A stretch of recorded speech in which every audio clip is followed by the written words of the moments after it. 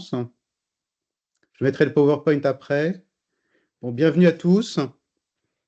Je suppose qu'il y a présent ce soir un certain nombre d'étudiants de Dauphine et d'autres également qui sont sans doute extérieurs à Dauphine et désireux de rejoindre le Master 1 de droit.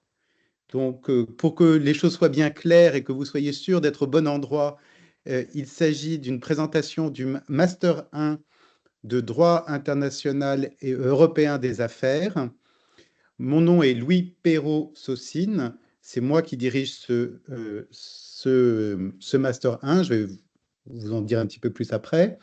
J'ai également avec moi ce soir Duncan Fairgrieve, qui est professeur de droit comparé et de droit de common law à l'Université Paris-Dauphine et qui est également le dean de Dauphine Londres et puis qui interviendra quand il le souhaite.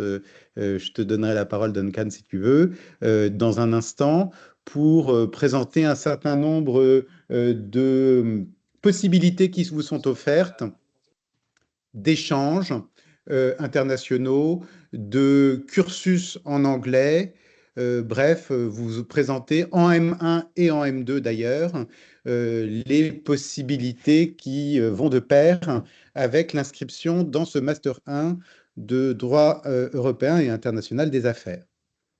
Alors, ce que je vous propose, c'est que je remette le PowerPoint pour que on puisse dérouler cette présentation.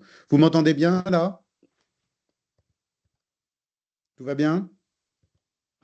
Oui, très bien. Très bien. Alors, on va décliner cette présentation en plusieurs points. Je vais commencer par vous présenter le Master 1 dans son environnement général, dans l'offre de formation juridique, à Dauphine également. Et puis ensuite, je vous parlerai de la présentation du master, les débouchés, les candidatures, comment fonctionne votre candidature dans ce master. Et puis, on parlera également de débouchés professionnels et de vie étudiante. Je vous propose, pour le bon déroulé de cette séance de présentation, que vous gardiez précieusement vos questions pour la fin. On aura, dans le temps qui nous est imparti, tout à fait le temps, j'aurai le temps, moi et Duncan Vergrieve, de répondre à vos questions le moment venu, c'est-à-dire plutôt à la fin. Alors, je vous propose qu'on commence par l'introduction et le master dans son environnement pour vous expliquer un petit peu la structure, comment se présentent les choses d'un point de vue institutionnel. Donc, vous allez postuler à un master 1 dans la mention droit européen et international des affaires. Il faut que vous sachiez que c'est une nouvelle mention qui n'existait pas auparavant, puisque jusqu'à présent, jusqu'à la rentrée de l'année prochaine, hein, nous avons un seul Master 1 de droit, qui ensuite est subdivisé en un certain nombre de majeurs ou de parcours. Et donc, dorénavant, à partir de l'année prochaine, on aura un Master 1 dédié à l'international et au droit européen, qui aboutit, on verra après, hein, sur un Master 2 lui-même également spécialisé en droit international et européen. Je précise, pour que les choses soient bien claires, que les diplômes qui sont délivrés par l'Université Paris-Dauphine sont des diplômes nationaux, hein, et vous avez indiqué également le coût de la formation, c'est donc 250 € pour l'année universitaire 2024-2025. J'enchaîne, je passe rapidement parce que je pense que pour la plupart d'entre vous, si vous vous présentez à l'Université Paris-Dauphine, c'est que vous savez où vous mettez les pieds. Donc, vous savez que l'Université Paris-Dauphine est une université particulièrement réputée dans ses domaines d'intervention, le droit, mais aussi l'économie, la gestion, les sciences sociales, les mathématiques et l'informatique. Vous avez ici les classements, dans les différents classements qui comptent pour les masters et pour les formations de l'enseignement supérieur en général, hein. Vous voyez que, par exemple, on est 7e au classement QS Europe 2024, 33e au classement de Shanghai, ce qui veut dire qu'on est vraiment dans les toutes premières universités françaises dans les classements, encore une fois, qui sont traditionnellement consultés par vous. Alors, PSL, Dauphine, vous connaissez tous Dauphine, Université Paris-Dauphine, on est dans le 16e à Paris. Peut-être qu'il faut vous apporter deux précisions. La première, c'est que Dauphine fait partie d'une entité plus vaste qui est PSL, Paris Sciences et Lettres, hein, qui est un grand établissement d'excellence. On est par exemple dans ce PSL avec l'École normale supérieure. Et puis, c'est important de vous dire que Dauphine a une double identité. C'est une université.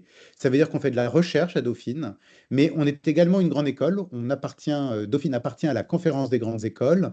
Et c'est vraiment la marque de fabrique de Dauphine que d'avoir à la fois le sérieux universitaire et en même temps l'ouverture, et notamment sur le monde professionnel, qu'offre le caractère de grande école.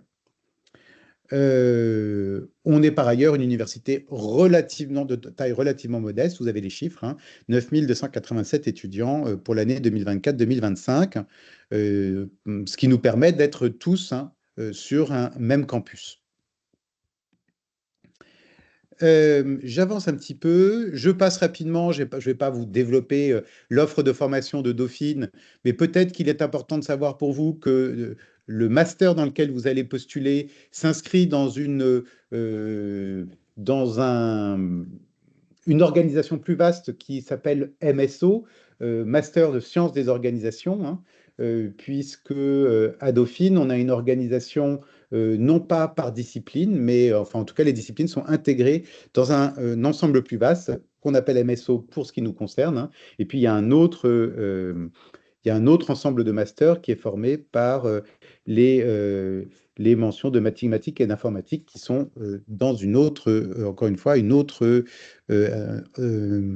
offre de formation de master. Je ne reviens pas sur le nombre d'étudiants, on en a parlé. Il est important de dire que vous intégrez une université avec des universitaires prestigieux qui assurent les enseignements.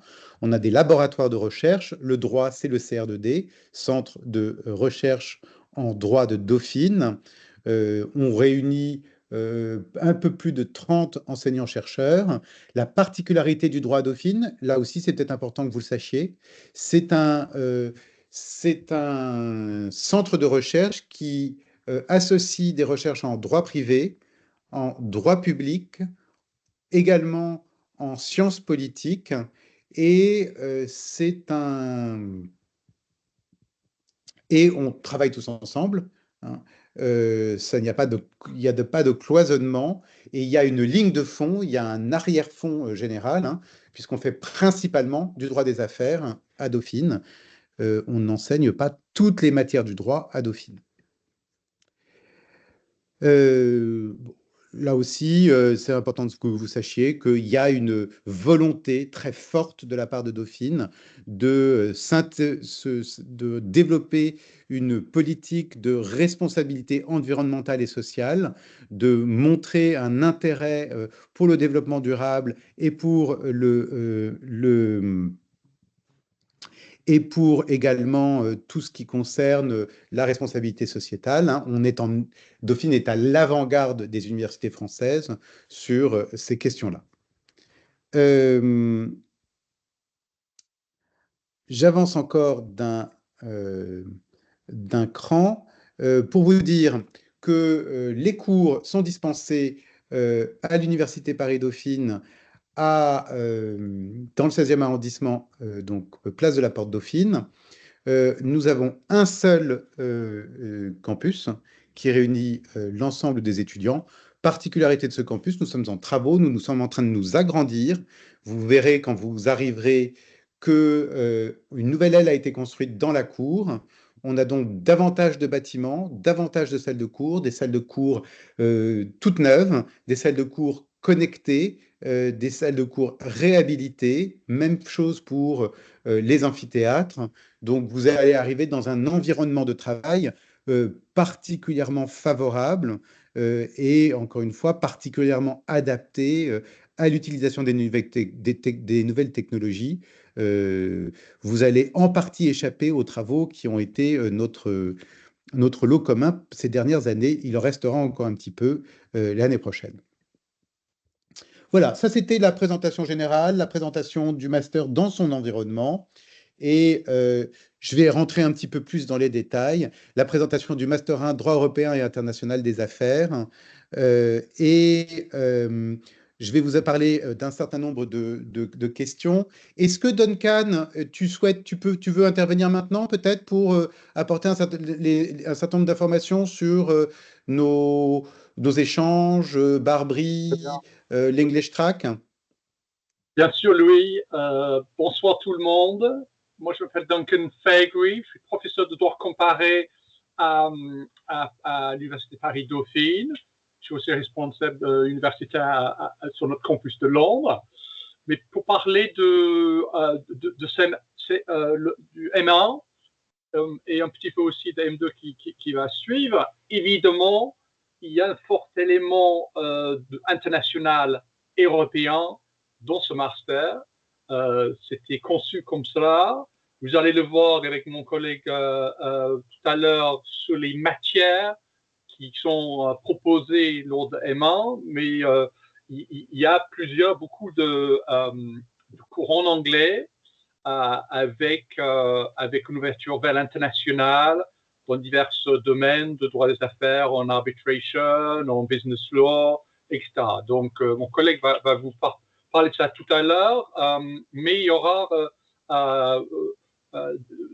ces matières internationales et européennes proposées dès le M1 et par des collègues qui sont des native speakers en général et qui viennent soit des collègues profs de droit ou bien parfois des professeurs associés comme notre collègue Hélène von Litz qui est à la CCI à Paris, donc qui apporte également une ouverture sur le monde des praticiens également. Donc, il y a plusieurs cours stimulants comme cela dans le M1. Après, dans le M2, il y a également une ouverture très forte à l'international avec beaucoup de cours en anglais, avec notamment des professeurs qui vont venir de l'international, beaucoup de professeurs invités. C'est l'une des particularités qu'on propose. Il y a beaucoup de professeurs invités qui viennent chaque année, donc sont habitués de venir régulièrement à Dauphine, d'enseigner des matières sur lesquelles ils sont experts à l'international. Vous allez profiter de cette expertise-là. Je peux vous donner des exemples. Un professeur de King's College London, Megan Bowman, qui vient tous les ans enseigner en matière de droit des sociétés, avec une ouverture sur justement la sustainability, comme disait tout à l'heure mon collègue, parce qu'elle est expert en matière de droit des sociétés, sustainability, et qui est professeur à King's College à Londres. Nous avons également des professeurs qui viennent des États-Unis, des Pays-Bas, de l'Angleterre aussi, qui vont participer à ce M2. Vous avez également notre dimension internationale. Vous avez également la possibilité, dans le deuxième semestre du M2, de partir en échange. Vous n'êtes pas obligé, vous pourrez très bien rester toute l'année à Dauphine. On sera ravis de vous garder toute l'année. Mais il y a cette possibilité également en M2 de faire le deuxième semestre à l'étranger, que beaucoup de étudiants ont choisi de faire. Ça permet d'avoir un parcours avec l'ouverture internationale à Dauphine en premier semestre, et puis après de partir dans l'un des universités partenaires. Petit exemple, je ne vais pas vous donner toute la liste, mais à titre d'exemple, vous pouvez partir aux Pays-Bas, à Tilburg, à Amsterdam, à Maastricht, où les cours sont en anglais. C'est une université avec une forte ouverture sur l'Europe, mais avec des cours principalement en anglais. Vous pouvez aller au Canada, avec une excellente faculté à Ontario qui s'appelle Queen's University, avec laquelle on est partenaire. Et d'ailleurs, l'une des facultés de Queen's Canada vient en S1, le premier semestre de M2, faire un cours en négociation, qui est très apprécié des étudiants. Vous avez la possibilité de faire ce cours-là en S1, et la possibilité de partir à cette faculté au Canada, en Est. Et d'autres possibilités à Singapour, et c'est mieux, on a un partenariat avec Singapour, en Inde aussi, au Japon. Donc, voilà, vous pouvez voyager, vous pouvez faire le tour du monde avec Dauphine et profiter de cette culture à l'international. Et c'était très apprécié par les étudiants et c'est une richesse de pouvoir faire ce parcours-là. Il y a également une autre possibilité à l'international que nous proposons, c'est la possibilité de faire un Master in Law, un LLM, Master in Law, aux États-Unis. Nous avons des partenariats avec des facultés réputées aux États-Unis, permet pour un certain nombre d'étudiants, soit entre le M1 et le M2, soit après le M2, c'est au choix. On vous expliquera tout ça, évidemment, en plus de détails, on fait une réunion internationale au mois d'octobre chaque année, mais juste pour vous expliquer la possibilité, vous pouvez partir aux États-Unis pendant toute une année, faire un LLM, un Master's in Law, donc vous auriez à la fin de cette année ce diplôme LLM, très valorisé pour une carrière par la suite, peut-être dans un cabinet international ou anglo-américain ou en entreprise. Et une autre possibilité que la plupart de nos étudiants décident de faire également, c'est la possibilité, suite à ce LLM-là, une fois que vous avez passé l'année dans l'une des universités partenaires aux États-Unis, c'est la possibilité de passer le barreau de New York. Vous pouvez passer le barreau de New York pour devenir US Attorney. C'est une possibilité de faire une fois que vous avez passé un LLM aux États-Unis.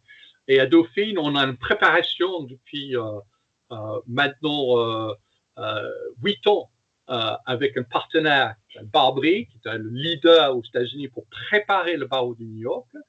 Nous proposons de faire. Et la possibilité, vous avez la possibilité de le passer, en général, nous le passe au mois de juillet après l'année de master, de LLM aux États-Unis, 3-4 mois après le master, et qui permet de devenir avocat américain, d'exercer, ou bien de revenir en France, et il y a un passerelle après pour pouvoir passer le barreau de Paris, ce qu'on appelle l'article 100, comment vous expliquer, une fois que vous venez à Dauphine, on vous explique toutes ces possibilités-là. Donc, nos universités partenaires sont Case Western Reserve University aux États-Unis, Saint-Louis, et aussi on a un partenariat avec l'université de Cardozo, qui était à New York. Donc, il y a plusieurs universités dans des régions différentes aux États-Unis, des États différents, plus précisément, et qui vous offrent cette possibilité-là. On a également un programme de préparation, si vous préférez vous diriger par la suite au Royaume-Uni. Nous avons également une préparation pour devenir avocat anglais, ce qu'on appelle solicitor.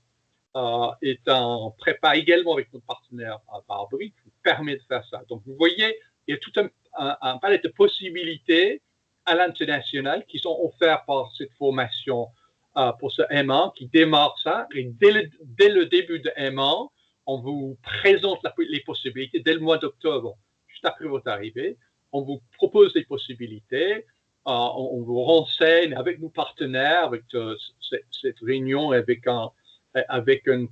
également des informations online sur l'intranet de Dauphine et vous invitez aussi de venir nous parler également pour que vous pouvez construire votre parcours à l'international, à la fois à Dauphine avec les cours en anglais, avec un environnement international, mais également avec notre partenaire en échange ou pour des LLM. Et juste un dernier mot, Louis, il y a des activités tout au long de l'année également, ce n'est pas uniquement les cours, etc. Il y a également des séminaires, des conférences, les moot courts que nous nous proposons avec nos collègues, notamment nos collègues professeur Van Lith de CCI, qui est très active, c'est le Paxmut, mais il y en a d'autres. Et également, il y a des workshops. Je disais tout à l'heure, notre collègue de Queen's College, Queen's Canada, propose un workshop en négociation pour développer les skills, negotiation skills. Donc, vous avez toute une série d'activités autour des cours, des activités nouvelles qui vous donnent la possibilité, avec des réunions, avec des cabinets, ouverture seulement professionnelle également, avec des prépas que je vous ai parlé tout à l'heure pour le barreau de New York et pour devenir avocat anglais, solliciteur, qui vous donner des idées. Et on a invité également, avec souvent nos alumni qui ont fait ce parcours-là, de revenir à Dauphine. C'est très riche, de revenir et vous expliquer justement les possibilités, les parcours qu'ils ont suivis. Et ce qu'on fait pendant cette soirée en octobre, vous avez témoignages de nos alumni, nos brillants alumni qui ont suivi effectivement parcours international, devenus avocats à l'international dans les cabinets anglo-américains ou français ou ouverture internationale, qui sont très contents de revenir et vous expliquer les possibilités, ce que vous pouvez faire par la suite pour cette carrière-là à l'international. Donc, très heureux de vous exposer ces possibilités-là. Je ne sais pas si poser les questions à la fin, Louis, ou est-ce qu'il y a des questions immédiates? Je ne sais pas comment tu veux faire. Voilà. Oui, s'il y a des questions qui te sont destinées spécifiquement, ça serait bien que les étudiants présents les posent maintenant. N'hésitez pas. Si vous avez des questions, prenez la parole ou posez les questions par le chat. Vous pouvez également venir me voir à Dauphine si vous êtes déjà à Dauphine. Et voilà, une question. Allez-y. Bonjour monsieur, merci beaucoup pour votre présentation. J'avais une petite question. Vous avez parlé du LLM qui était possible soit entre les 2 années de master, soit ensuite, et ensuite la prépa pour passer le barreau de New York.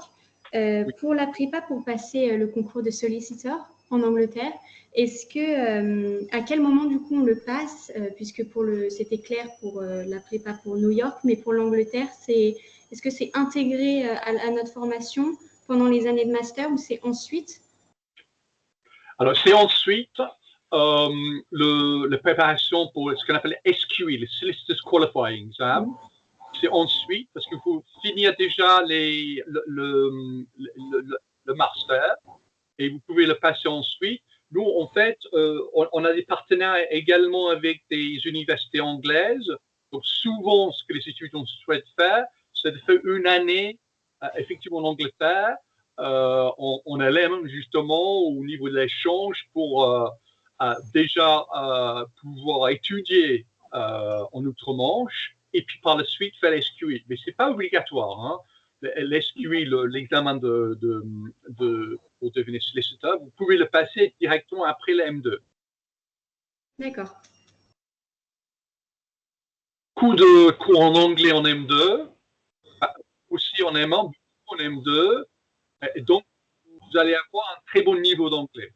C'est ça et c'est pour ça qu'on propose ces parcours suite au M2, souvent, le LLM aux États-Unis ou d'aller en Angleterre, parce que ça, en quelque sorte, c'est une suite naturelle. Ce que vous avez fait en M1 et M2. Vous allez monter en puissance en termes d'expertise, compétences linguistiques, mais surtout en expertise. Hein. Vous allez il n'y a pas de cours linguistiques. Hein. C'est des cours de common law en anglais par des professeurs qui sont anglophones, avocats comme moi-même, barristers, qui vont vous faire des cours en anglais, mais pas des cours linguistiques, hein, vraiment le contenu, pour vous déjà préparer pour cette carrière à l'international. Il y a une autre question. Oui, bonjour. Pour la possibilité de partir donc au deuxième S2 de M2, est-ce que le nombre de places il est limité ou alors est-ce que dès qu'on le souhaite, on peut partir?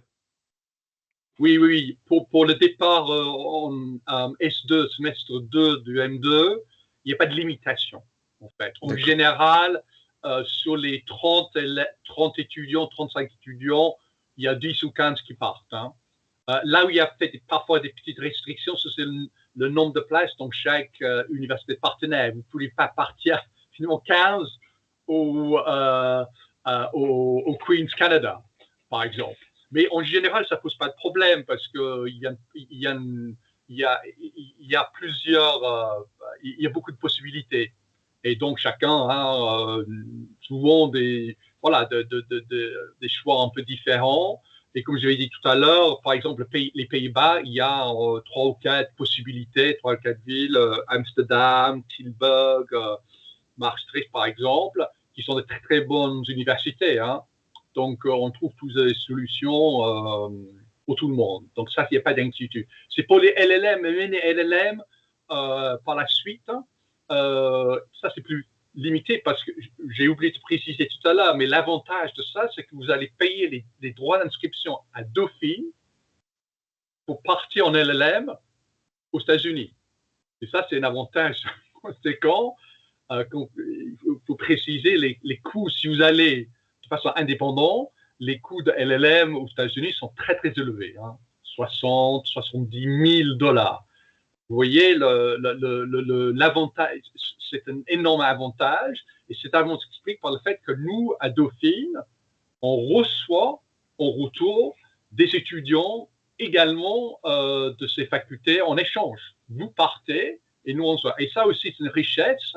Vous allez le voir. Vous avez peut-être certains d'entre vous voir ça dans les cours de L3, mais aussi en M1, parce que, et en M2 aussi d'ailleurs, on a aussi des étudiants à l'international, États-Unis, mais d'ailleurs aussi d'autres facultés européennes ou asiatiques qui viennent en échange et participent au cours, et ça crée aussi une dynamique internationale au sein de ce parcours.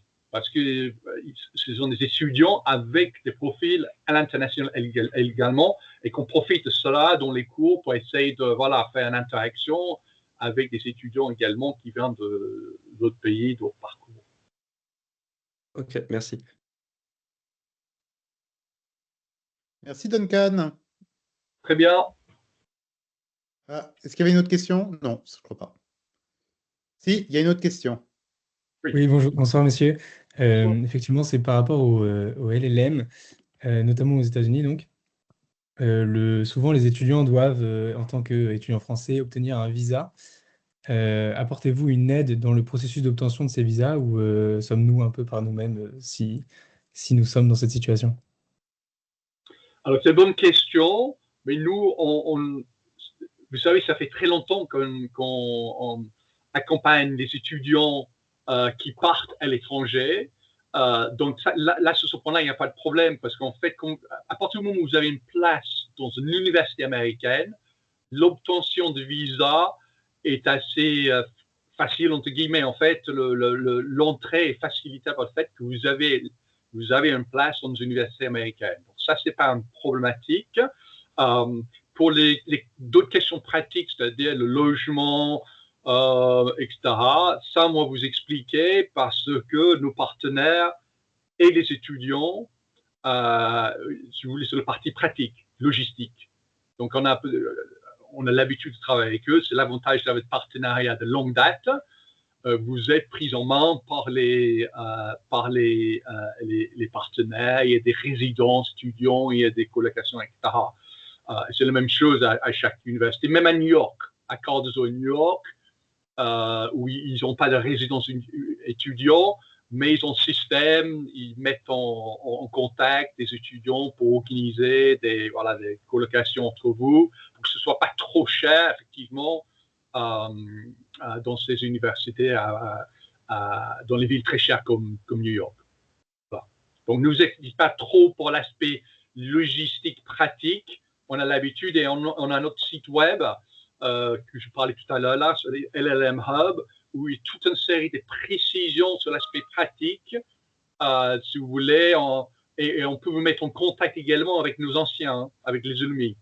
l'idée, c'est que vous profitez de notre réseau. Ceux qui sont partis il y a quelques années, on vous met en contact avec eux, ou ceux même juste l'année avant qui reviennent. On essaye de faire cela pour que vous posez des questions, vous pouvez demander des conseils sur les possibilités, l'aspect logistique, etc. Quoi. Okay? Merci, monsieur. Merci, Duncan. Ah, il y a une dernière question, je pense. Oui, il y a, oui. Il y a oui. Bonsoir. Éléonore. Bonsoir. Ce serait pour savoir combien vous proposez de places pour le Master 1. Alors, je vais y venir un petit peu plus tard. Nous avons 20 places disponibles pour le M1, droit européen et international. D'accord. Merci beaucoup.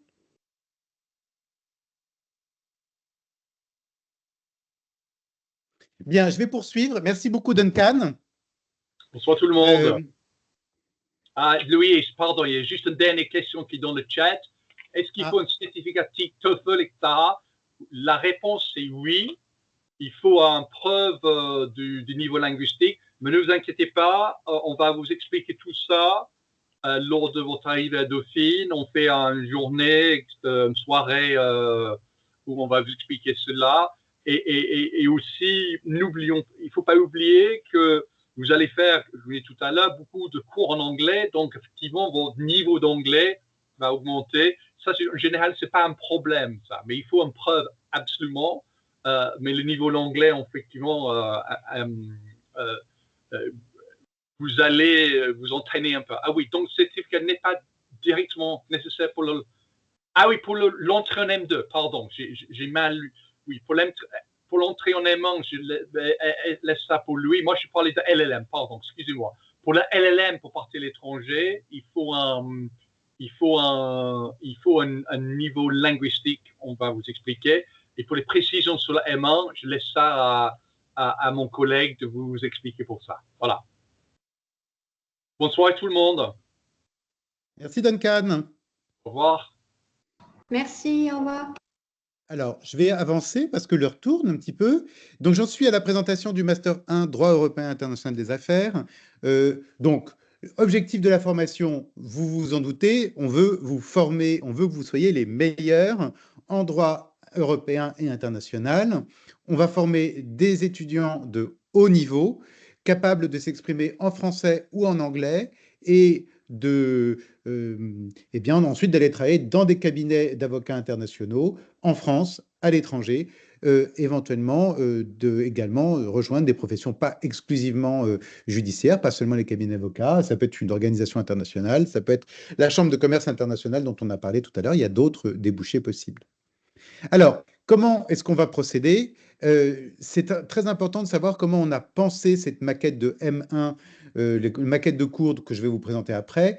Il y a trois dominantes, il y a trois idées. D'abord, l'acquisition des cours fondamentaux de droit, c'est-à-dire que le M1 de droit international et européen est d'abord, premièrement, conçu comme un prolongement de la licence, c'est-à-dire avec cette idée de vous donner les fondamentaux en droit des affaires et en droit civil. Ça, c'est le premier aspect. Deuxième aspect, on souhaite vous donner des bases très solides pour vous permettre de passer les examens de la fonction publique ou le barreau dans les meilleures conditions. Et c'est la raison pour laquelle il y a également dans les cours dispensés en M1, eh bien, des cours qui sont spécifiquement des cours de préparation à l'ENM ou au CRFPA, notamment un renforcement des exigences et un renforcement de vos capacités, de vos connaissances dans les matières de droit processuel, de procédure interne et internationale, et également vos connaissances en matière de droits fondamentaux, parce que tout ça, c'est absolument primordial pour pouvoir continuer quand on veut avoir une carrière, notamment d'avocat en France. Et troisième pilier de cette formation, vous formez à l'international, au droit international et au droit européen, avec cette idée, cette fois-ci, de vous apporter tous les prérequis pour vous permettre d'être donc formé au droit international, mais également apte ensuite à suivre les cours, hein, les prérequis pour pouvoir suivre les cours du Master 2 ou des cours de LLM si vous décidez d'aller en LLM. Alors, pour ceux d'entre vous qui ne sont pas de Dauphine, il est bon de préciser que la pédagogie à Dauphine est particulière, hein, puisque nous sommes en petits groupes, hein. Vous serez dans des groupes, des groupes d'une vingtaine, maximum une trentaine d'étudiants. On n'a pas d'amphithéâtre. Alors, ça veut dire que vous ne pouvez pas dormir au fond de l'amphi. Vous êtes obligé de travailler. Il y a nécessairement des interactions entre l'enseignant-chercheur et les étudiants, qu'il y a du travail à fournir, qu'il y a une présence en réalité en cours qui est indispensable et donc un apprentissage qui se fait dans des conditions très différentes de ce que vous avez l'habitude de suivre. En réalité, les enseignements de Dauphine sont à mi-parcours entre l'amphithéâtre et le TD, hein. On dit souvent à Dauphine qu'on fait des cours TD, hein. C'est à la fois des TD et des cours en même temps, mélangés ensemble. Et ce qui veut dire aussi que vous avez des professeurs d'université qui vous font des TD en réalité. C'est toujours intéressant également. Il y a un travail personnel de recherche. J'y reviendrai un petit peu plus loin. La possibilité de rédiger un mémoire sur un sujet qui vous intéresse. Je vous en dirai un petit peu plus, un peu plus loin. L'ouverture internationale, je ne vous en parle pas davantage, puisque Duncan Fairgrieve vous en a parlé. Il n'a pas parlé de l'English Track, parce que ça concerne plus précisément les étudiants qui viennent de l'étranger.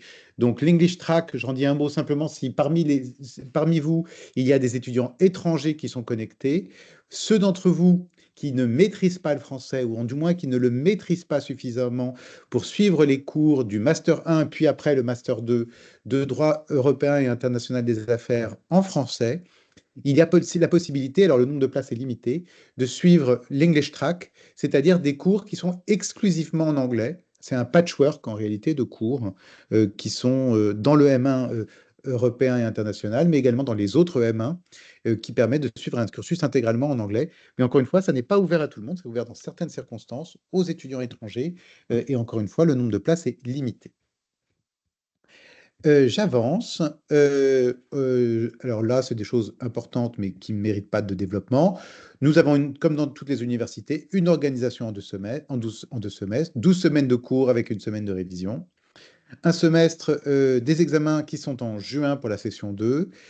On débute le cours, donc ça sera lundi 1er septembre 2025. Donc vous voyez que l'année s'étale quand même sur une longue période. Intéressant, peut-être important pour vous de vous signaler que les cours sont des cours de 1h30, donc en général c'est 2 fois 1h30 pour un cours. Ça signifie que vous avez 3 heures, souvent 3 heures d'affilée de cours dans une même matière. Là aussi, par rapport aux amphithéâtres, et ce à quoi vous êtes habitués, où on vous dit que c'est 1 heure de cours, mais en réalité il y a des pauses de 50 minutes, les pauses ne sont pas intégrées dans les horaires de cours à Dauphine. Ça veut dire que quand on fait 3 heures de cours, c'est vraiment 3 heures de cours. Il y a des pauses, mais elles sont prévues en plus des 3 heures de cours. Donc ça veut dire que c'est 3 heures intensifs, qui plus est en petit cours. Vous voyez que on travaille à Dauphine. Les plages horaires, on débute les cours à 8h30, ça va jusqu'à 18h45, quelques fois plus tard. Voilà, vous avez la capacité d'accueil dont on a parlé tout à l'heure, hein, 20 places. 20 places pour suivre des cours il faut l'indiquer, je ne vous l'ai pas dit encore, il y a des cours, l'essentiel des cours du Master 1, droit européen et international des affaires, ce sont des cours spécifiquement dédiés à ce Master 1, mais on a un certain nombre de cours qui sont mutualisés avec l'autre parcours du Master droit des affaires, c'est le Master droit des affaires et fiscalité. On a quelques cours en commun, je vais vous le signaler lesquels. Alors précisément, on arrive aux maquettes. Alors il y a d'abord les maquettes du Master 1 droit des affaires, mais je ne vais pas vous en parler. Et on va regarder ensemble les maquettes du M1 droit européen et international des affaires, semestre 1 et semestre 2. Donc semestre 1, vous voyez comment c'est construit, hein. Les cours fondamentaux dont je vous ai parlé, de civil et d'affaires, droit des sûretés, droit bancaire, droit des sociétés. Ça, c'est droit de la concurrence. Ça, c'est les cours fondamentaux de droit des affaires. Vous avez par ailleurs un certain nombre de cours spécifiquement dédiés au droit international, hein. Ici, le cours de droit des contrats internationaux et International Business Law. Et puis, vous avez également les cours, j'allais dire, votre culture de procédure, hein, avec le droit de la procédure approfondie. Voyez les formats, comment ils sont présentés. 18 plus 9, pourquoi? Ça veut dire 18 heures de cours, 9 heures de TD. 18 heures de cours, 9 heures de TD, avec le même enseignant-chercheur, hein. Mais dans un cas, vous suivez le cours comme en amphi, et dans l'autre, vous avez des TD, on étudie des arrêts, on fait des exercices, des cas pratiques, enfin bref, on met en pratique le cours. Voilà pour le premier semestre. Alors, en deuxième semestre, on a un peu plus de cours en anglais. Vous avez toujours la même construction, les cours fondamentaux, droit des entreprises en difficulté, et également, c'est tout pour les cours fondamentaux. Et ensuite, vous avez les cours spécifiquement de droit international, European Human Rights, International Arbitration, International Commercial Contract Law, European Competition Law, qui sont, et Comparative and International Taxation, qui sont les cours spécifiquement de droit international. Vous voyez qu'au cours de l'année, on augmente en réalité la quantité de cours spécifiquement dédiés à l'international, et on augmente également le nombre de cours en anglais, hein. Voyez le nombre de cours en anglais qui est proposé au deuxième semestre du M1. Ça veut dire que il y a une nécessité de votre part d'avoir un niveau suffisant pour suivre les cours. Il est important pour vous de vous sentir à l'aise en anglais. Je reviendrai un petit peu plus loin sur les exigences précises qui sont les nôtres à l'entrée du M1, mais c'est vraiment une considération importante. Et peut-être que ceux d'entre vous qui ont vraiment l'ambition de rentrer en M1 et qui considèrent que leur niveau est insuffisant, ça pourrait être pas mal d'envisager de suivre des cours jusqu'à la rentrée de l'année prochaine, d'envisager un séjour linguistique à l'étranger pour renforcer vos capacités, vous sentir bien, hein. C'est une question de confort et c'est une question de compréhension des cours, mais ça vous rendra les plus grands services après. Alors, je passe maintenant aux modalités pédagogiques dont je vous l'ai dit, des cours TD. Il y a également, vous l'avez vu au deuxième semestre, on vous lit de la formation à la recherche, la possibilité de rédiger un travail personnel de recherche ou un mémoire. Et j'insiste encore une fois également sur l'existence des cours en anglais, mais on va y revenir un petit peu plus loin. Alors, il n'y a pas d'obligation dans le cadre de ce Master 1 ni dans le cadre du Master 2 de droit international de faire un stage, mais c'est fortement recommandé à la fin du M1 avant d'entrer en M2. Et bien évidemment, on délivre des conventions de stage pour vous faciliter cette possibilité. Il y a également du temps puisque vous finissez les cours en mai. Vous avez donc tout à fait le temps d'envisager des stages. L'année de césure, elle est possible entre le M1 et le M2. On est favorable à Dauphine à ce que vous fassiez une année de césure, à ce que vous ayez la possibilité de partir à l'étranger, que vous ayez un projet professionnel. On fait en sorte que au moment où vous finissez votre M1 et que vous décidez de faire votre année de césure, on vous garantisse, autant que faire se peut, des places dans le Master 2 de votre choix. Alors évidemment, dans les conditions qui sont les mêmes que les autres étudiants, hein. Mais on fait en sorte que quand vous reveniez votre année de césure, vous ne vous retrouverez pas démunis ou qu'on vous propose, par exemple, un master qui ne soit pas le master de votre choix. Donc ça, on va faire en sorte d'intégrer intelligemment l'année de césure dans votre cursus. J'avance encore un petit peu, j'en viens à la trajectoire recherche. Alors la trajectoire recherche, c'est une modalité particulière du Master 1. Je dirige cette trajectoire recherche, je la dirige pour l'intégralité des formations juridiques. Je ne vais pas vous en parler trop longtemps, mais simplement vous dire que si la recherche juridique vous intéresse, si vous vous dites, tiens, ça m'intéresserait d'essayer de prendre un petit peu de hauteur dans mes cours, d'essayer peut-être de me poser la question de savoir si la recherche m'intéresse, peut-être de vous dire, tiens, dans l'avenir, peut-être que j'envisagerai plus tard de faire une thèse, je ne sais pas, j'hésite, j'ai envie de savoir ce que c'est que la recherche en droit. Eh bien, on vous offre la possibilité de suivre des cours de formation à la recherche juridique, adossés au parcours classique de notre Master 1, Concrètement, qu'est-ce que ça veut dire? Si vous rentrez en trajectoire recherche, vous allez suivre le Master 1 droit européen et international des affaires comme vos camarades, mais vous allez devoir renoncer à suivre un des cours du M1, du master du premier semestre et un des cours du deuxième semestre, souvent les options, pour y substituer des cours de formation à la recherche. Alors, ça va être des cours de méthodologie de la recherche, des cours de... Alors, aujourd'hui, on est en train de changer un petit peu les cours, mais aujourd'hui, c'est de la théorie du droit, de l'histoire des idées juridiques, des cours de droit comparé. Enfin, voilà, un certain nombre d'outils qu'on vous propose pour vous armer pour votre future vie professionnelle à être à savoir ce que c'est que la recherche et être efficace dans vos recherches. Quand vous décidez de suivre cette trajectoire recherche, on va vous désigner un tuteur. C'est-à-dire que vous allez avoir la possibilité d'être dans une relation privilégiée avec un enseignant-chercheur qui va vous suivre, qui va vous aider à choisir vos cours, qui va vous aider à vous dessiner un profil juridique et un profil de recherche, et qui va suivre surtout vos travaux de recherche, parce que l'intérêt de la trajectoire recherche, c'est de faire un mémoire assez substantiel, 80 pages, sur un sujet de recherche qui vous intéresse. Donc en réalité, la trajectoire recherche, elle est particulièrement adaptée pour ceux d'entre vous qui, dans le domaine du droit international, mais plus globalement dans le domaine du droit des affaires, ont un centre d'intérêt particulier et voudraient réfléchir à un sujet, prendre le temps d'écrire un mémoire sur un sujet qui les intéresse. C'est possible, ils auront un tuteur et ils pourront ensuite travailler sur ce mémoire, alors qui va s'ajouter à la masse de travail qui est la vôtre. Hein. Donc, il faut savoir que ça va être une année soutenue. Hein. Mais c'est un exercice extrêmement intéressant. C'est un exercice qui vous permet d'approfondir un point de droit qui vous intéresse. Et puis, il faut que vous sachiez que ce mémoire de recherche, il est très valorisé par les cabinets d'avocats. J'ai eu à plusieurs reprises dernièrement, dans des domaines très différents, en droit des assurances, en droit de l'arbitrage, en droit des affaires, en droit des sociétés, des étudiants qui avaient fait un mémoire, qui avaient obtenu une bonne note dans le cadre de la trajectoire recherche. Et c'est l'intérêt que portait un avocat dans un cabinet au mémoire qui avait été fait, qui fait que l'étudiant a été pris en stage et ensuite a été embauché dans ce cabinet. Donc c'est vraiment, ça intéresse beaucoup les praticiens, de voir arriver un étudiant qui a fait un travail de recherche, surtout si le travail de recherche est opérationnel et peut leur servir pour résoudre des problématiques sur lesquelles ils n'ont pas eu le temps de travailler, ils n'ont pas le temps de travailler parce qu'évidemment, ils sont dans le feu de l'action.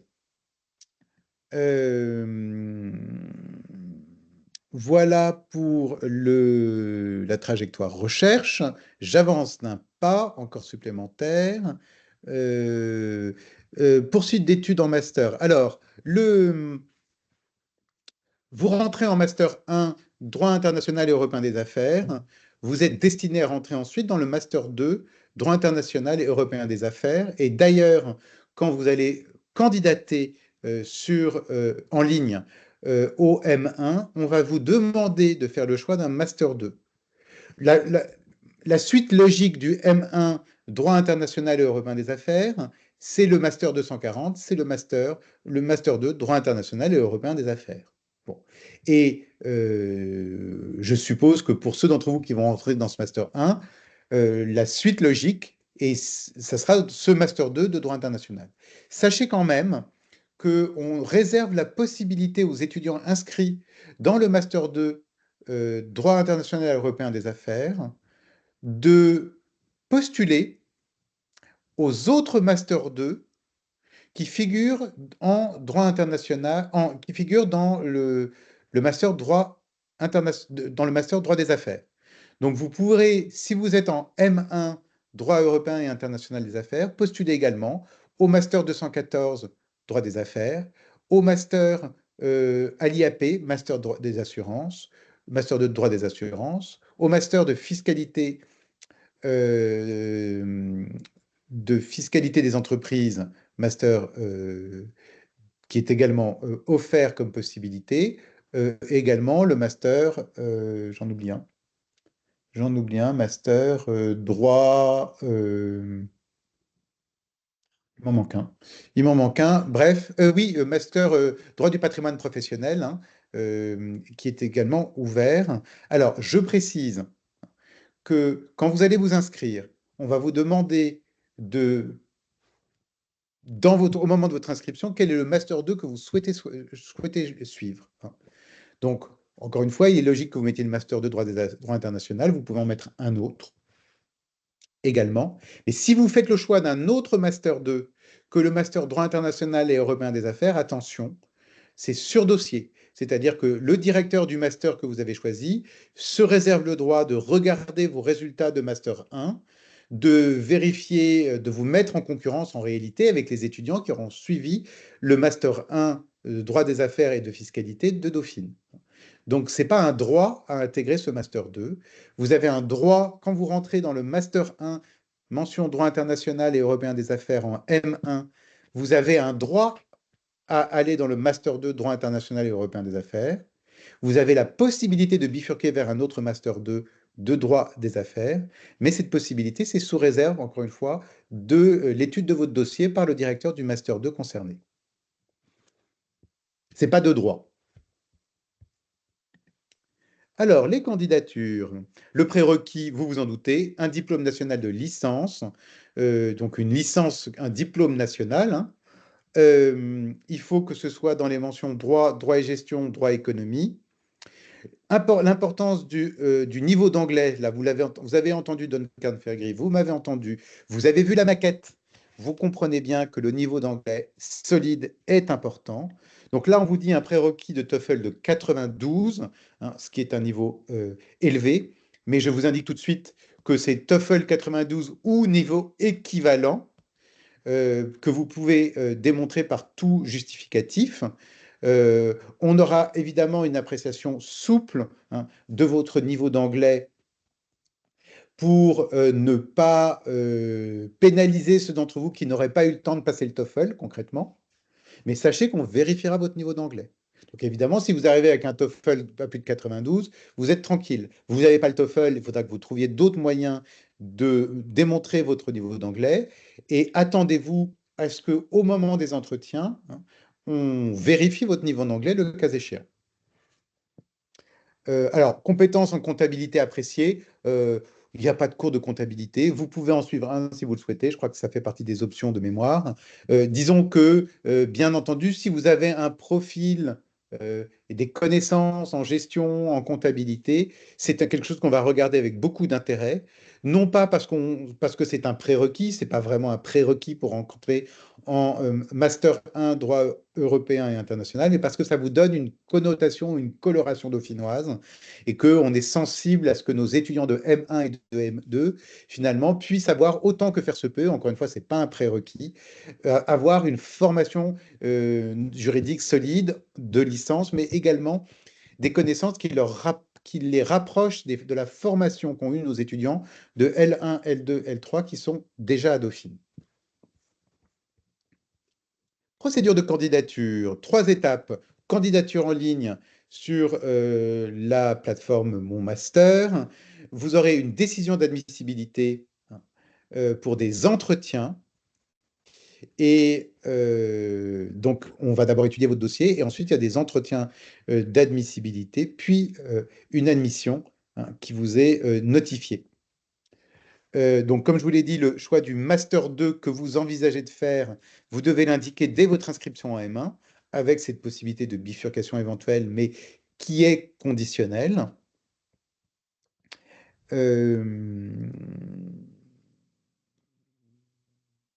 Voilà.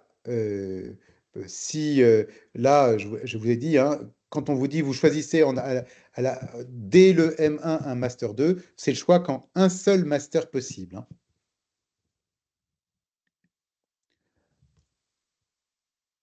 Alors, je vais garder un petit peu de temps pour les questions, je vais aller un petit peu vite.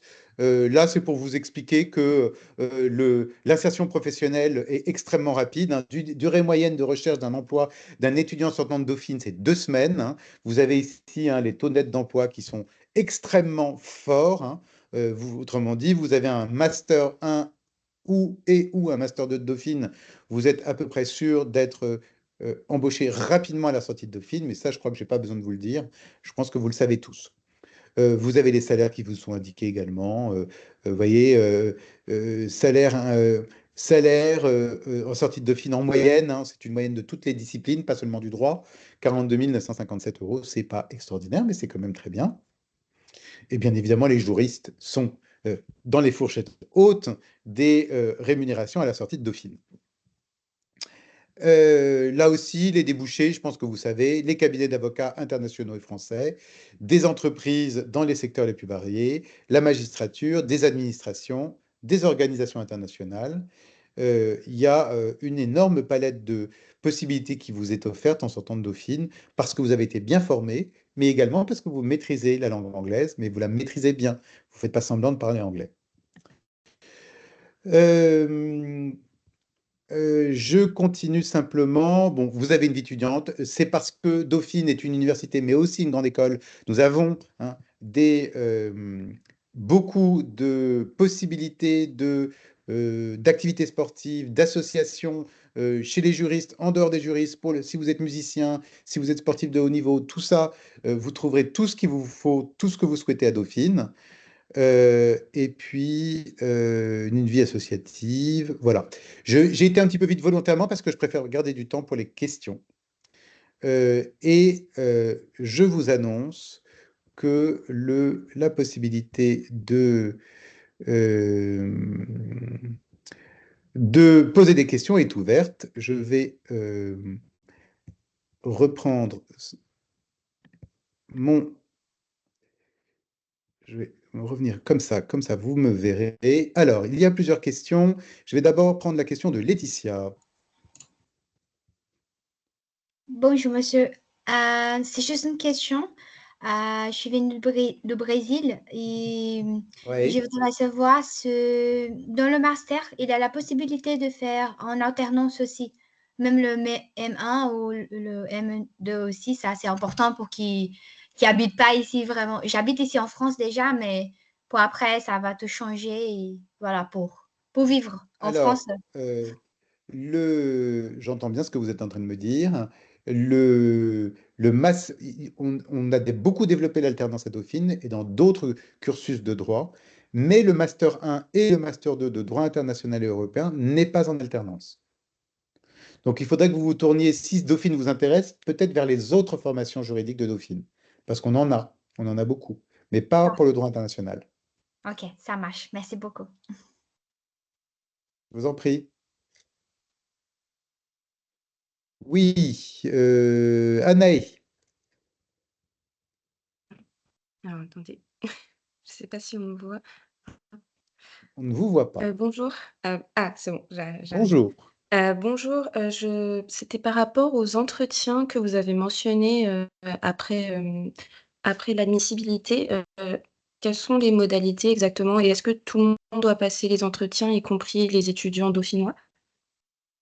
Tout le monde passe les entretiens, absolument. D'accord. Absolument. Alors, je pourrais vous faire une première réponse qui consisterait à de dire, je ne sais pas comment c'est organisé puisque c'est la première fois, puisque le Master 1 est nouveau. Mais je peux vous dire, évidemment, bien évidemment, j'en ferai partie, sans doute avec mon collègue Duncan Fairgrieve et mon collègue Arnaud Renoir. On fait passer évidemment tout le monde. Il ne s'agit pas de vérifier le niveau de l'étudiant. Ça a été vérifié sur dossier, ce n'est pas le sujet. Ce qui nous intéresse, c'est de construire une promotion d'étudiants. Donc, de s'assurer qu'on va avoir un étudiant, d'abord, c'est la motivation qu'on va juger, la motivation, l'envie de venir à Dauphine. Ensuite, deuxièmement, que vous allez être heureux, à l'aise dans la promotion qu'on est en train de construire. Et puis, troisièmement, aussi la préoccupation de vérifier que vous avez des aptitudes minimum en anglais pour pouvoir continuer. D'accord, merci beaucoup. Alors, j'ai une autre question de... Alors, j'en avais une et elle a disparu. Quelle peut être la prochaine question? Ah, j'ai peut-être une question dans le chat, je regarde.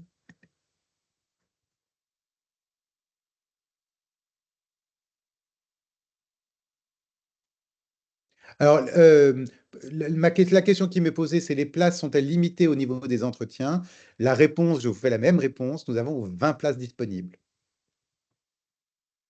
20 places disponibles en M1, sachant qu'en M2, on rebat un peu les cartes. A priori, on garde nos 20 étudiants du M1, et puis on rajoute un certain nombre d'étudiants qui vont arriver en Master 2. L'idée, essentiellement, hein, en Master 2, c'est d'internationaliser la formation, donc essentiellement de prendre des étudiants étrangers. Ah, alors, bonjour. J'ai deux petites questions. Quel est le taux d'admissibilité? Pouvez-vous nous envoyer votre présentation? Quel est le taux d'admissibilité? Je n'en sais strictement rien parce que c'est la première année. Donc, je n'ai pas de visibilité sur notre taux d'admissibilité. Mais je peux vous dire d'expérience, pour avoir dirigé d'autres formations de Dauphine, qu'on va avoir beaucoup de dossiers pour pas beaucoup de places. C'est pas une raison pour pas postuler. Il faut pas avoir une attitude complexée ou se dire ah c'est une université, c'est une grande école. Il y a déjà des étudiants de L3 qui vont postuler de Dauphine, qu'on va regarder avec un œil sans doute favorable. Est-ce que ça vaut le coup de candidater? Bien sûr que ça vaut le coup de candidater. Donc faites-le, hein. Bien évidemment, faites-le.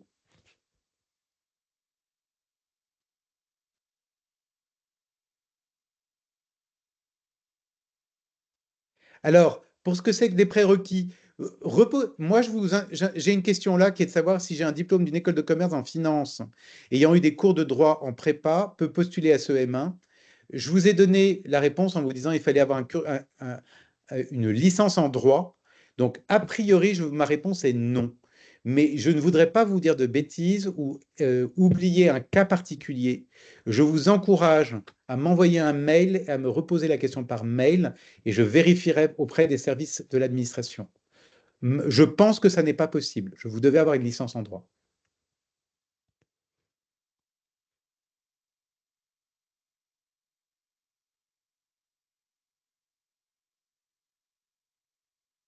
Question de Jeanne. Oui, Jeanne, absolument. Vous êtes sélectionné par les responsables du M1, mais encore une fois, je pense, je suis même certain que dans l'équipe de sélection, hein, du M1 figurera le directeur du M2 240. On fait ça en bonne intelligence, tous ensemble.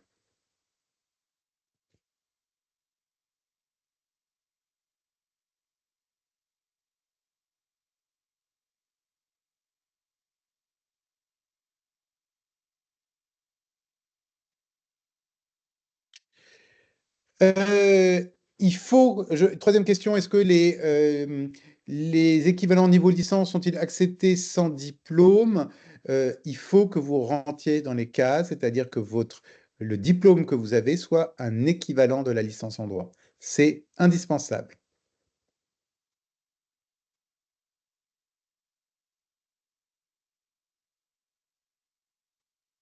Alors, j'ai une question. Est-ce que nous avons fait une licence de droit français et européen dans laquelle 50% des enseignements sont dispensés en anglais, peuvent être justifiés d'un niveau d'anglais? La réponse, à mon sens, est oui, absolument.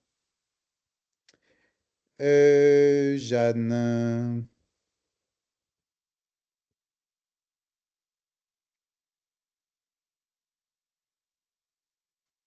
Une lettre de professeur d'anglais, par exemple. Vous pouvez. On me pose la question de savoir comment prouver le niveau d'anglais. Eh bien, je vais vous dire, c'est comme la preuve des faits juridiques, c'est par tout moyen.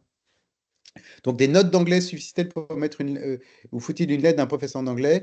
Alors, les notes d'anglais, attendez-vous, si vous mettez vos notes d'anglais, on va en tenir compte, spécialement si elles sont très bonnes. Attendez-vous quand même à ce qu'on vérifie votre niveau d'anglais au moment des entretiens. Euh, sur le niveau d'anglais, je ne veux pas que ce soit une source d'angoisse ou une source de démobilisation de votre part. Je veux bien que vous compreniez dans quel esprit on vérifie le niveau d'anglais. On ne vérifie pas le niveau d'anglais pour vous sanctionner et on ne va pas ne pas vous recruter parce que vous n'avez pas un bon niveau d'anglais. L'idée, c'est que compte tenu du nombre de cours d'anglais, on ne veut pas d'étudiants qui soient à la peine parce que leur niveau d'anglais n'est pas suffisant. Donc, c'est plutôt pour vous rendre service et pour pas que vous vous trouviez en difficulté qu'on préfère procéder à cette sélection et à ces exigences d'entrée.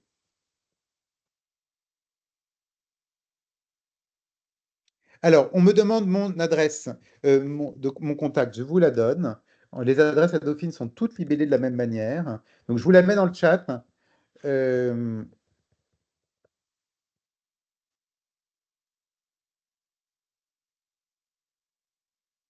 Donc, mon nom est un peu compliqué, donc vous irez le lire. Donc, louis.perrault-saucine@dauphine.psl.eu.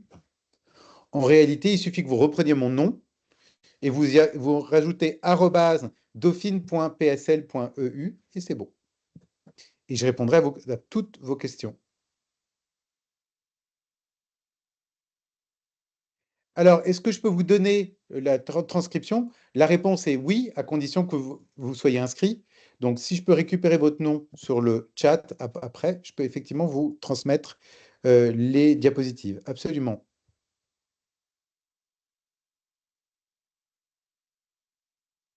Alors, j'ai une question importante que je comprends très bien. Combien de places sont disponibles pour les étudiants ne venant pas de Dauphine? En réalité, je ne peux pas répondre à cette question parce que je ne sais pas, au regard de la L3 droit, combien d'étudiants qui sortent de L3 droit vont rester à Dauphine? Et parmi ceux qui vont rester à Dauphine, combien sont ceux qui vont s'inscrire en M1 de droit européen et international? Je précise toutefois qu'il est absolument exclu que la promotion de M1 soit intégralement constituée de Dauphinois, hein. Il y aura bien évidemment des places pour les extérieurs. Évidemment, ça va de soi.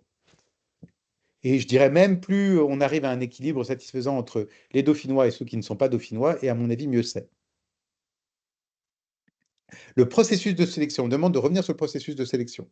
Vous posez votre candidature sur, en ligne, hein, sur la plateforme Mon Master, première étape. Deuxième étape, on prend connaissance de votre dossier. On vous sélectionne pour un entretien de sélection. Et puis ensuite, vous aurez votre admission.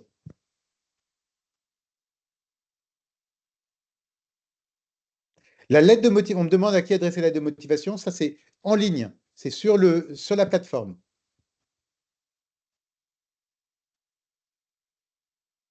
J'ai une question également de...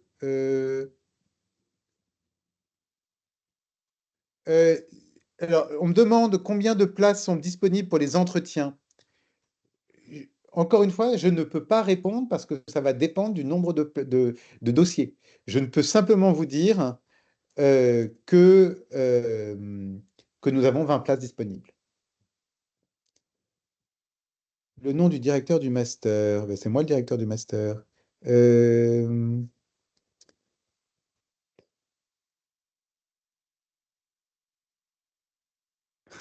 Alors, question qui m'est posée. Si jamais on était élève de Dauphine il y a quelques années, L3 avec diplôme, on est considéré comme dauphinois ou comme externe? Ben, vous serez considéré comme dauphinois, vous savez comment on est à Dauphine. Vous avez été dauphinois à un moment, vous l'êtes pour toute votre vie.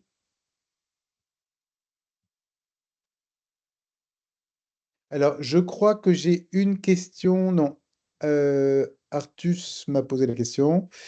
Avez-vous des attentes concernant la moyenne générale des candidats en licence? Là aussi, Rita, est-ce que j'ai des exigences pour les moyennes générales des candidats en licence? Vous avez compris que le niveau est élevé, ça, je ne vais pas vous dire le contraire. Et bien évidemment, la sélection se fait en fonction du nombre de candidatures. Donc, je ne suis pas en mesure de vous répondre.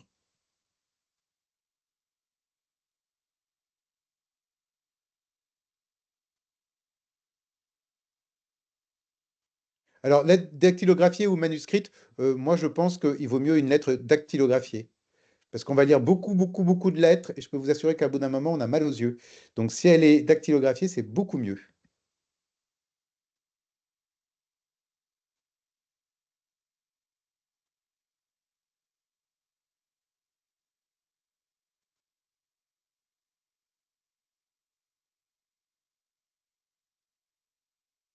Alors,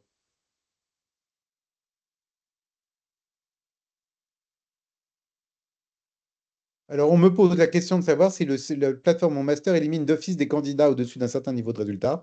Si oui, quel serait-il? Merci beaucoup.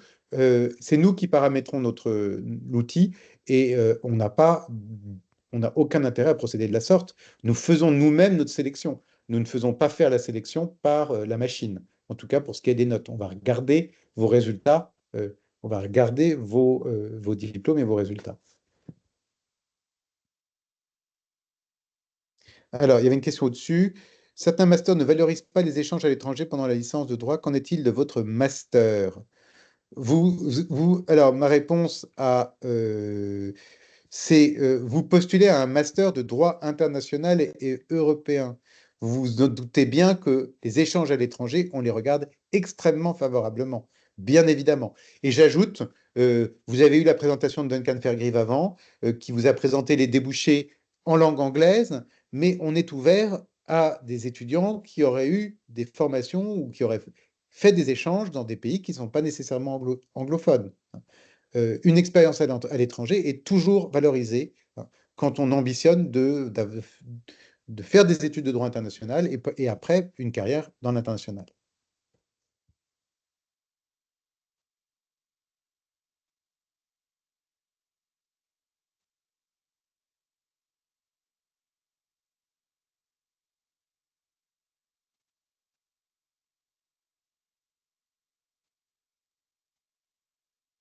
Alors, question d'Artus, est-ce qu'il y a des exigences tenant au nombre minimum de mentions obtenues au cours de la licence, comme pour certains masters? Nous n'avons pas ce type d'exigence, c'est-à-dire que nous ne l'avons pas formalisé. Notre volonté, notre souhait, c'est de prendre les meilleurs étudiants. Les meilleurs étudiants, ça veut dire le meilleur niveau, mais ça veut dire aussi ceux qui, par exemple, peuvent avoir déjà un début de profil international. Ça compte aussi. Euh, Peut-on utiliser les résultats d'un TOEFL qui est périmé? S'il n'est pas été périmé il y a 10 ans, oui. Si c'est quand même relativement récent, oui, vous pouvez l'utiliser, absolument.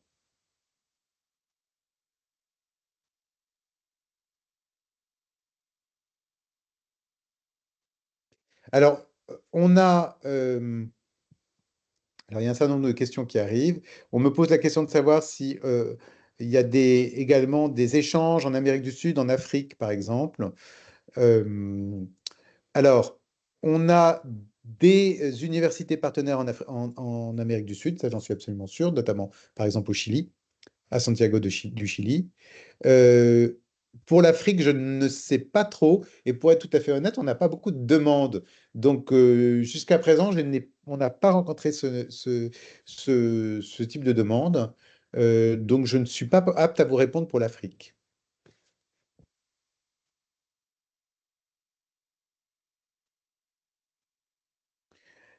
Alors, la question de Laetitia. La question de Laetitia, c'est pour les diplômes étrangers, je suppose, hein. Euh, En réalité, est-ce qu'il faut que le diplôme soit accompagné d'une traduction? Ça n'est pas une exigence, mais en réalité, mettez les chances de votre côté.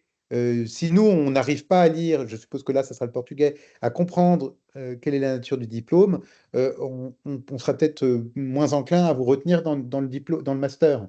Donc, est-ce qu'il faut traduire? C'est mieux de traduire. C'est mieux pour vous. Vous renforcez votre candidature.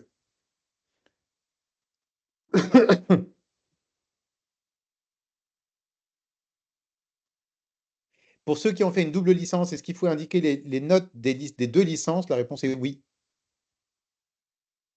Question, est-il obligatoire de parler l'anglais? Ben, en réalité, c'est obligatoire. Oui, c'est obligatoire. Vous avez vu la maquette tout à l'heure, la présentation, hein. On a au minimum 2 cours par semestre, mais souvent plus de cours en anglais. Et vous serez pas à l'aise si vous parlez pas anglais.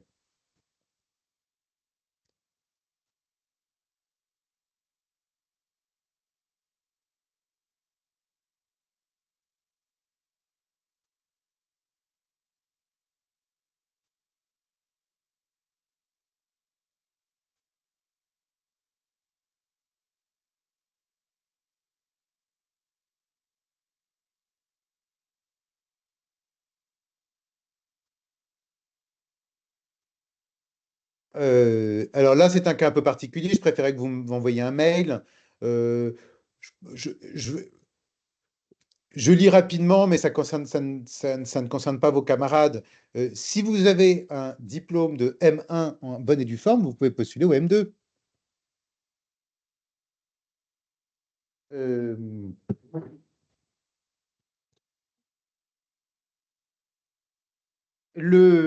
alors, est-ce que certains examens se font entièrement en anglais? Ben, si les cours ont été en anglais, les examens seront en anglais. Absolument. Hein. À partir du moment où on vous indique que le cours est en anglais, eh bien, les examens sont en anglais. Absolument.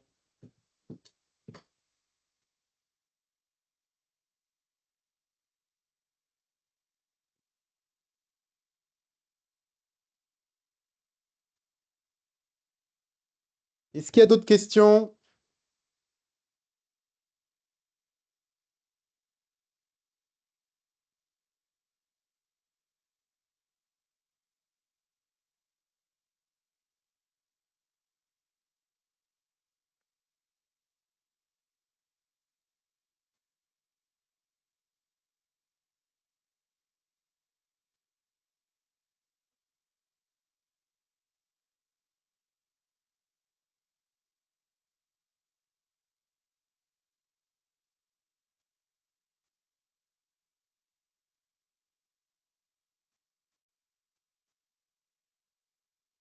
Alors, est-ce qu'il y aurait des questions auxquelles je n'aurais pas répondu? Est-ce que vous avez d'autres questions à me poser? Ou est-ce que vous souhaitez... Alors, encore une fois, je suis joignable par mail. N'hésitez pas.